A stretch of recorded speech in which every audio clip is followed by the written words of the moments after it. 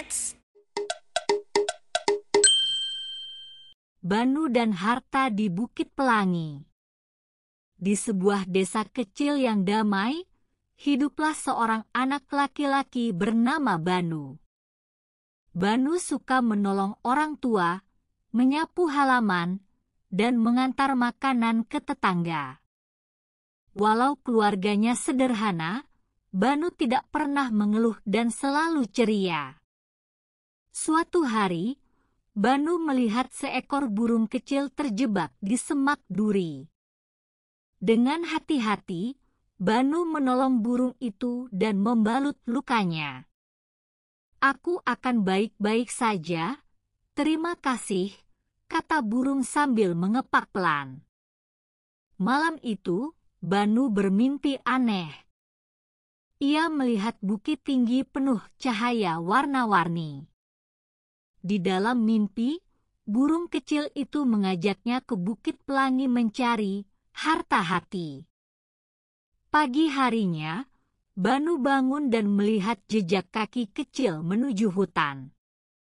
Ia mengikuti jejak itu melewati sungai kecil dan rumpun bambu. Di tengah hutan, ia bertemu seekor kijang tua yang terjebak dalam lumpur.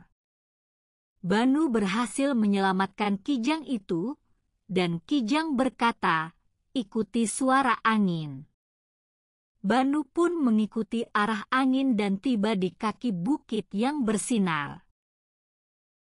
Setiap langkah di bukit terasa hangat dan ringan, seakan ada yang menuntun. Di puncak bukit, ada batu besar bertuliskan, "Harta hati bagi yang berhati baik." Batu itu terbuka, dan muncullah cahaya emas yang membentuk tangga ke dalam tanah. Banu menuruni tangga itu dan menemukan gua dengan banyak lukisan hewan. Di tengah gua, ada cermin besar yang memantulkan wajah Banu sambil tersenyum. Tiba-tiba cermin berbicara, "Harta yang paling berharga adalah hatimu sendiri." Saat keluar dari gua, burung kecil itu menunggu. "Kau telah menemukan harta sejati." Banu memeluk burung kecil itu dan berterima kasih karena sudah membimbingnya. Tiba-tiba langit berubah menjadi malam, dan bintang-bintang menyala terang. Dari langit turun bintang kecil yang berubah menjadi bola cahaya di tangan Banu.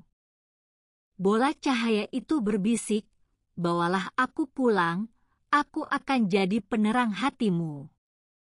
Dengan hati gembira, Banu kembali turun dari bukit membawa cahaya itu. Di perjalanan pulang, ia bertemu seekor monyet yang tersesat dan menangis.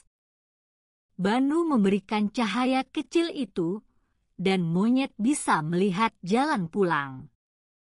Monyet berterima kasih dan memeluk Banu dengan penuh sukacita. Banu melanjutkan perjalanan, kini bola cahayanya berubah menjadi bunga bersinar. Sesampainya di desa, semua orang melihat cahaya hangat datang dari arah bukit. Ibu Banu memeluknya erat, "Ibu tahu kamu akan membawa cahaya kebaikan." Sejak hari itu, bunga bercahaya ditanam di taman desa sebagai simbol kebaikan. Setiap orang yang berbuat baik akan melihat bunga itu bersinar lebih terang. Banu menjadi teladan bagi teman-temannya di desa. Ia mengajari anak-anak cara menolong tanpa mengharapkan balasan. Suatu malam, burung kecil itu datang kembali dalam mimpi Banu. "Kau telah menyalakan cahaya hati banyak orang, Banu," kata burung itu. Banu bangun dengan perasaan hangat dan bahagia. Kini setiap pagi, desa selalu terdengar riuh suara anak-anak menolong sesama. Bunga bercahaya tetap mekar, menjadi pelita yang menuntun kebaikan.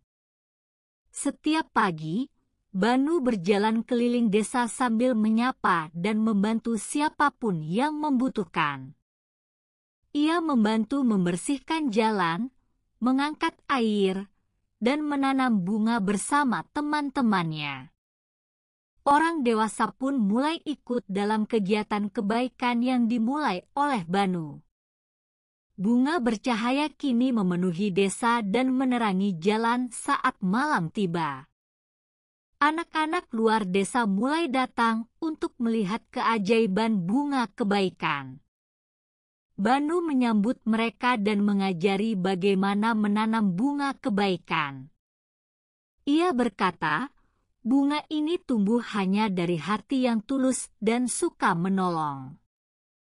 Setelah kembali ke desa masing-masing, anak-anak itu mulai menanam kebaikan. Lama-kelamaan, banyak desa berubah jadi tempat yang damai dan ramah. Burung bercahaya muncul lagi dan berkata, "Kebaikanmu telah menyebar ke seluruh penjuru." Banu tersenyum dan berjanji akan terus menanam kebaikan setiap hari. Kini desa Banu disebut sebagai Desa Cahaya oleh semua orang. Setiap tahun, mereka mengadakan festival bunga kebaikan. Banu menjadi pembicara kecil yang menceritakan awal mula bunga ajaib itu tumbuh. Semua dimulai dari satu niat baik dan hati yang sabar, katanya. Anak-anak mendengarkan dengan mata berbinar penuh semangat.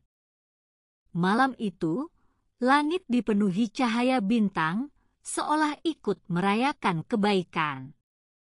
Banu menatap langit dan berkata, "Terima kasih, Bukit Pelangi." Burung bercahaya pun terbang tinggi dan menghilang perlahan. Dan Banu pun terus menanam kebaikan, satu senyum, satu bantuan, dan satu bunga cahaya setiap hari. Suatu hari, seorang anak baru bernama Toma datang ke desa dan merasa asing. Banu langsung menghampiri dan mengajak Toma bermain bersama. "Di sini semua teman, ayo ikut kami," kata Banu sambil mengajak bermain ke taman. Toma mulai merasa diterima dan ikut membantu menyiram bunga bercahaya. Bunga bercahaya di depan rumah Toma mekar sangat terang malam itu. Anak-anak mengerti bahwa menerima teman baru juga bagian dari kebaikan. Desa Cahaya semakin ramai dan penuh suara tawa anak-anak. Setiap malam, bunga-bunga bersinar lebih terang karena banyak kebaikan terjadi. Banu semakin tumbuh menjadi anak bijak dan rendah hati. Orang-orang menyebutnya penjaga cahaya hati. Meski begitu, Banu tetap bersahaja dan senang berbagi ilmu. Ia membuat rumah baca kecil dari kayu dan daun-daun. Anak-anak datang tiap sore untuk membaca dan mendengar cerita. Banu mulai menulis kisah-kisah kebaikan yang pernah terjadi di desanya. Kisah-kisah itu disebarkan ke desa lain lewat burung pembawa pesan. Semua desa terinspirasi untuk membuat taman bunga kebaikan mereka sendiri. Pada ulang tahun Banu yang ke-10, desa mengadakan perayaan besar. Di akhir acara, Banu mendapat hadiah istimewa, benih bunga pelangi. Banu menanam benih itu di tengah taman sebagai simbol harapan baru.